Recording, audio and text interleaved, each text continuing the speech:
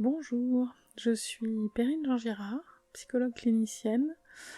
Aujourd'hui, j'avais envie de vous parler des HPI, HPE, hypersensibles, parce que ce sont des mots qui reviennent très souvent dans les discussions, dans les petites vidéos ou grandes vidéos sur internet, et j'entends un petit peu de tout et je lis de tout. Et je voulais donc éclairer vos lanternes sur ces différents termes. Donc HPI, ça signifie haut potentiel intellectuel. HPE, haut potentiel émotionnel et hypersensible. Comme son nom l'indique, normalement c'est une hypersensibilité, et qui dit sens, dit sensibilité au bruit, aux odeurs, au goût, à la lumière, voilà. Cette hypersensibilité souvent fait référence à l'hyperémotivité. Je voudrais donc revenir sur les fondements de ce que c'est qu'une émotion et de ce que c'est qu'une sensation. La sensation n'est pas quelque chose que l'on peut contrôler ou maîtriser. Une sensation est quelque chose que par essence nous sentons. On ne peut pas contrôler la sensation de brûlure, de picotement, de chatouille, une odeur qui arrive jusqu'à nos narines, et c'est le cerveau qui analyse toutes ces sensations qui sont reçues par les capteurs sensoriels, donc qui viennent du corps. Par ailleurs, ce cerveau, une fois qu'il analyse, il analyse des différences, et lorsque la différence est significative, il y apporte une réponse en régulation. Évidemment, quand la sensation est trop intense, souvent cela déclenche une émotion. Donc pour les personnes hypersensibles, que j'appelle moi hyperesthésiques, qui veut dire donc une hypersensibilité des sens, comme il y a cette hypersensibilité qui informe le cerveau d'un trop-plein de sensations, par réflexe, il y a beaucoup plus de décharge émotionnelle qu'il n'y aurait avec quelqu'un qui ne serait pas hyperesthésique. De fait, la plupart des hypersensibles sont hyper-émotifs. L'émotion, normalement, c'est une réponse réflexe qui dure une trentaine de secondes. C'est un réflexe, comme le médecin quand il vous tape avec le petit marteau sur le genou et que le genou fait boing. C'est pas quelque chose qui est contrôlable. Alors quand on grandit, quand on devient adulte, on peut différer une émotion si on est au travail, si on sent que c'est pas l'endroit, pas le lieu, mais le cerveau donne une réaction qui est censée sortir et s'exprimer. Plus on bloque les émotions, plus ça fait des dégâts à l'intérieur, et plus on laisse sortir, et plus effectivement ça circule, et quand ça circule, une fois que c'est au dehors, normalement le cerveau a régulé.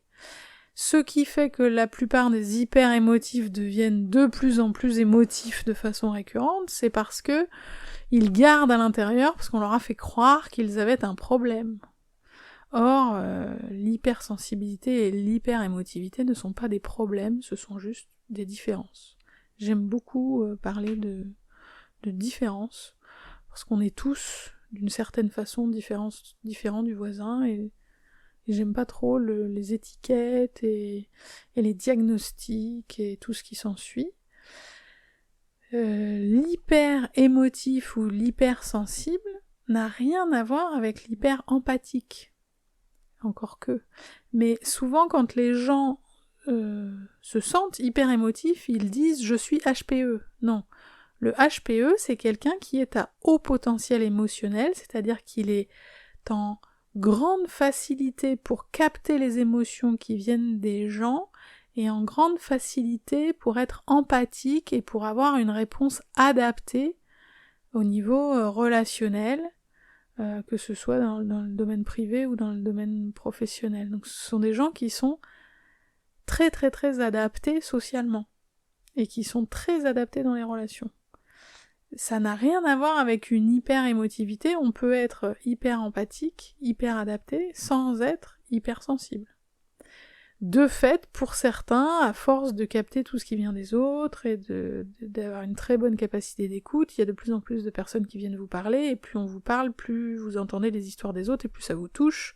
Et effectivement, des fois, ça peut générer ce qu'on appelle une hyper-émotivité qui, moi, ne me paraît pas déplacée quand vous entendez, en tous les cas moi dans mon métier en tant que psychologue, je ne m'en cache pas, quand j'entends certaines histoires terribles, forcément oui, il y a des moments où je ressens des émotions, où je peux avoir les larmes au bord des yeux.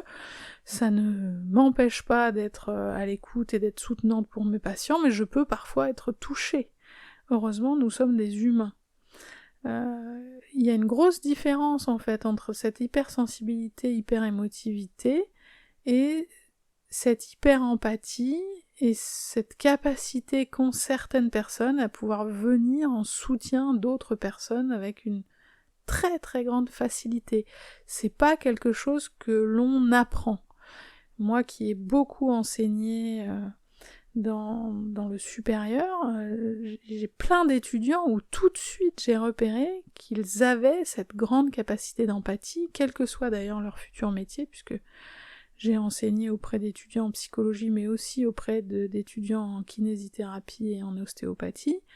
Et il y a certains kinés ou certains ostéos où je me suis dit, waouh, eux, ils vont faire d'excellents soignants et ils auraient pu être psy parce qu'ils ont une immense capacité d'empathie. Et eux ne le savent pas et ne le repèrent pas. À quoi on repère que quelqu'un est hyper empathique? Tout d'abord parce qu'il a cette capacité d'accueil et cette façon d'être dans un silence plein. J'appelle ça le silence plein. Une très très grande présence d'écoute et le fait que la personne a tout de suite envie de se livrer parce qu'il y a comme une grande confiance et un sentiment de sécurité. C'est ce que vous devriez d'ailleurs trouver chez un psychologue si vous en consultez. Ce sentiment d'être accueilli, de surtout pas être jugé et d'être entendu là où vous êtes comme vous êtes.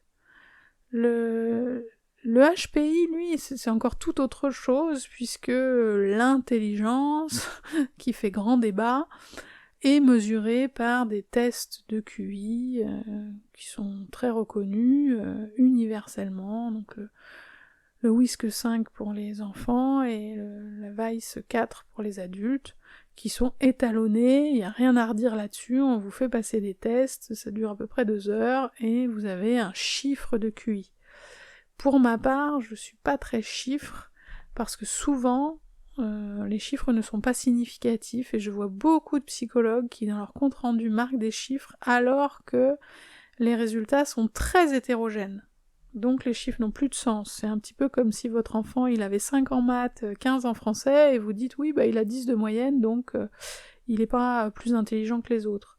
Bah si 15 en maths, il peut être beaucoup plus intelligent que les autres, et 5 en français, ou c'est l'inverse que j'ai dit. Pardon. C'est une différence significative, on ne peut pas donner le résultat, donc le haut potentiel intellectuel est censé avoir 130 de QI ou plus, la moyenne étant entre 90 et 110, et la déficience intellectuelle étant en dessous de 70.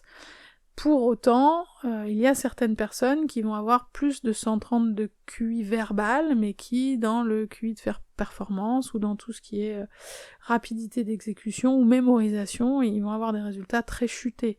Pour autant, ils sont très intelligents, ils ont des facilités dans des domaines. Donc ça fait grand débat, parce qu'il y aurait donc du HPI seulement si vous avez dans toutes les évaluations quelque chose qui permet d'avoir 130 de QI. Ceci ne mesurant qu'une certaine partie de l'intelligence, puisque le test est devenu de plus en plus cognitif, au sens où il y a de moins en moins de choses à manipuler pour essayer d'enlever les biais de ceux qui auraient des dysgraphies ou des dyslexies, donc il n'y a plus rien à lire, il y a très peu de choses à écrire, et il y avait avant beaucoup de puzzles qu'il n'y a quasiment plus à manipuler, pour des dyspraxies ou voilà. Quoi qu'il en soit, il y a des personnes qui ont une intelligence pratique extraordinaire, une intelligence artistique extraordinaire qui n'est absolument pas mesurée par ce test. Donc, ce test mesure une certaine forme d'intelligence reconnue, surtout par le niveau scolaire et des choses comme ça. Il peut y avoir des gens d'ailleurs qui ont des très très hauts QI et qui sont en échec scolaire, comme d'autres qui ne le sont pas du tout. Ça fait 20 ans que j'étudie la question des hauts potentiels intellectuels et de leur soi-disant douance et qui souvent on s'attend à ce qu'ils réussissent plus leur vie que les autres et que finalement pas tant que ça. Et il peut y avoir, comme c'est souvent le cas chez des personnes qui font des grandes études d'ingénieur, un gros potentiel intellectuel et pas du tout de haut potentiel émotionnel. Ce sont souvent des gens qui justement ne sont pas parasités par leurs émotions, pas parasités par les émotions des autres, ce qui fait qu'ils sont d'autant plus performants intellectuellement. Et il peut y avoir des personnes qui ont un immense potentiel émotionnel et empathique et qui ne sont pas plus intelligents que ça au sens intellectuel du terme. Et il n'y en a pas un qui vaut plus que l'autre, ce sont juste des différences. Dans un livre que j'ai lu il y a quelques années, qui s'appelle Les phylocognitifs, ils avaient étudié les scanners ou les IRM des cerveaux des hauts potentiels, et ils avaient fini par voir des différences dans ces cerveaux. Donc on sait qu'il y a une origine neuronale, ce qui pour moi a été très intéressant. Parce que les cerveaux des hauts potentiels intellectuels ont beaucoup plus de connexions synaptiques et des courants électriques qui vont plus vite. Donc quand on dit qu'effectivement eux, on leur pose une question, ils arrivent directement à la solution, ils savent plus comment et ils savent pas expliquer pourquoi et ils y sont arrivés dans un temps record, c'est exactement ça qui se passe dans leur cerveau. Et quand on le dit qu'ils ont 1000 idées à la minute et plein de projets qui partent dans tous les sens, c'est parce qu'effectivement il y a beaucoup plus de connexions synaptiques. Donc quand vous donnez un mot-clé à une personne, elle va vous dire 2, 3, 5 idées, vous donnez un mot-clé au potentiel intellectuel et il part sur 40 idées. Pour ma part, j'ai toujours 40 projets en même temps, j'ai cette pensée en arborescence qui fait que je suis capable de vous parler d'un sujet et puis de dériver sur un autre et de plus savoir d'où j'étais partie. Et pour autant, j'arrive toujours au bout du bout à retomber sur mes pattes, à finir des projets et à être à la fois créative quand je vais écrire mes livres jeunesse, je peux être très structurée quand je veux faire un PowerPoint pour une conférence, je peux être très empathique à des moments avec des patients, comme je peux être faux-folle quand je vais danser.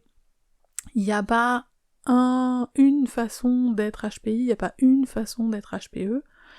On les reconnaît par une certaine facilité que eux ne reconnaissent pas, puisque pour eux c'est facile, donc ils pensent que c'est pour tout le monde pareil.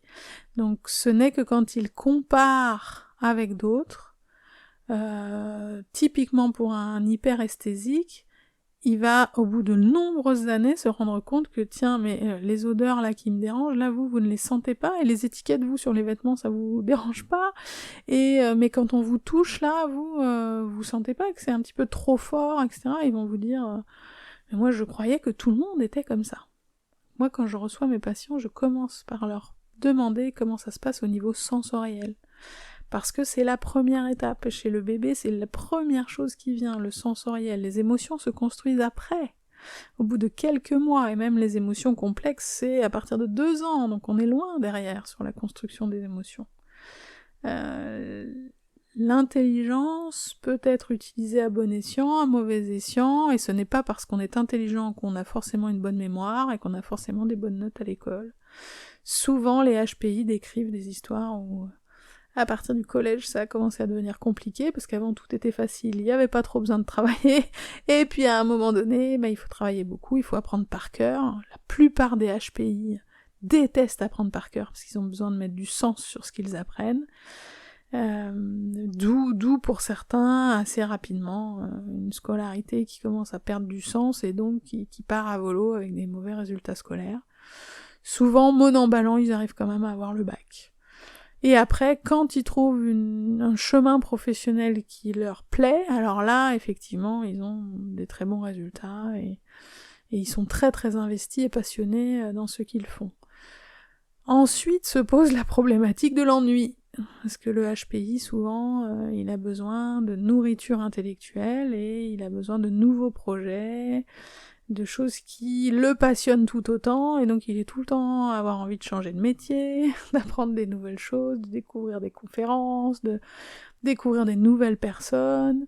Ça crée un besoin de dynamique, ce qui vient aussi souvent poser des problèmes dans les relations amoureuses, puisque le HPI s'ennuie très rapidement quand il est avec quelqu'un de lambda qui n'est pas sans arrêt dans un TGV à très très grande vitesse, qui a envie de découvrir tout sous toutes les coutures. Souvent on va dire qu'on coupe les cheveux en 4 parce que on veut tout comprendre, tout savoir. Souvent les enfants ils vont démonter le micro-ondes, ils vont démonter l'ordinateur pour savoir comment c'est fait. Enfin, ils ont tout le temps envie de tout bricoler pour savoir comment se produisent les choses, pourquoi, et est-ce que je suis capable de le construire moi tout seul avec mes petites mains.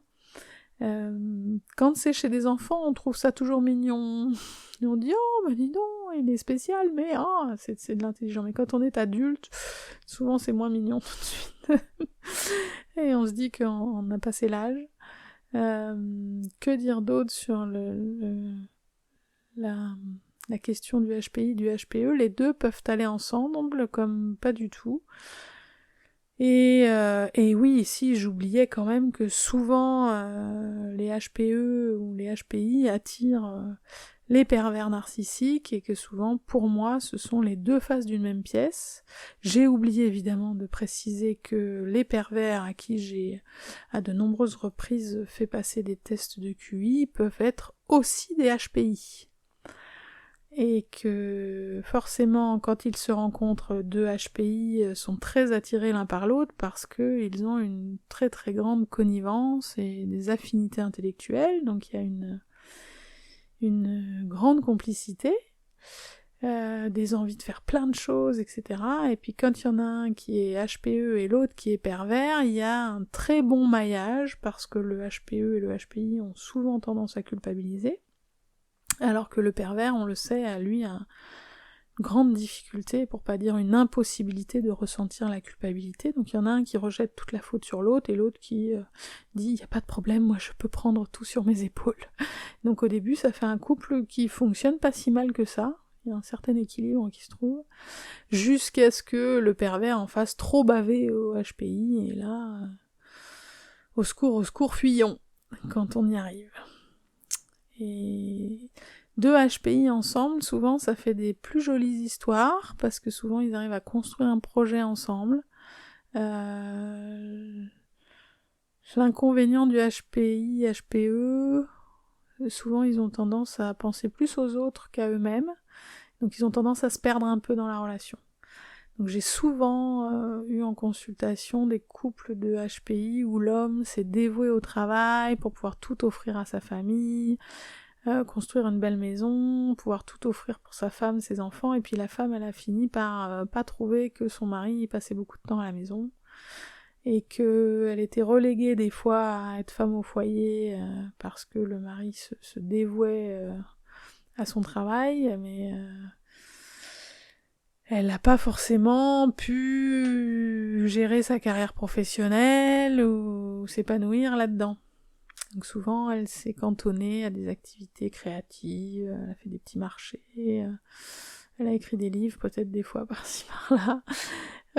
Mais il y a quelque chose au bout d'un moment qui les fait s'éloigner, alors que chacun pensait bien faire pour l'autre. De toute façon, un couple, ça se travaille en permanence. J'ai plusieurs couples d'ailleurs qui m'ont connu du temps où ils étaient célibataires ou qui ont assisté à mes cours et qui viennent de temps en temps pour un rendez-vous en disant « on n'a pas de problème, mais on vient juste pour un rendez-vous histoire que vous nous donniez 2-3 astuces pour pas venir vous voir justement le jour où on aura des problèmes, pour anticiper, pour que de votre œil extérieur vous puissiez nous dire ce que vous voyez, ce que vous en pensez et comment construire des bases solides. » Et c'est vrai qu'on n'apprend pas, quasiment pas, à part peut-être un petit peu dans les préparations au mariage proposées par l'église, et encore que je crois que ça se fait de moins en moins, les fondements de la base du couple, et on apprend encore moins à être parent, alors quand tout ça se mélange au milieu, souvent ça fait des tensions, et on sait que je crois qu'il y a plus de 70% des couples qui se séparent dans les 3 premières années d'un enfant, ce qui est énorme. Les HPI, les HPE ont tendance à durer bien plus longtemps, mais parce qu'ils s'adaptent, se suradaptent, ils compensent, voilà, et ça crée une très grande fatigabilité, des frustrations, et il y a un moment donné où tout finit par exploser parce qu'on ne s'est pas suffisamment dit les choses. Donc voilà, la communication se travaille. Alors la communication ne se travaille pas avec un pervers, puisque de toute façon il est impossible de communiquer avec un pervers, il est beaucoup trop illogique et pas les pieds sur terre, et de toute façon dans la manipulation mentale et le mensonge en permanence, donc il n'y a pas de communication possible. Le conseil que je vous donnerais d'ailleurs si jamais vous êtes face à un pervers, c'est de ne surtout plus essayer de communiquer, essayer de lui faire entendre raison, c'est là souvent que le HPI se perd, puisque lui il est très intelligent, donc il cherche à comprendre, et le HPI adore les challenges, donc le pervers est le plus haut challenge qu'on puisse lui proposer. Voilà, je crois que j'ai fait un premier petit tour de la question. N'hésitez pas à me faire part des questions si vous en avez dans les commentaires, je serais ravie d'y répondre dans un prochain podcast. Très bonne journée!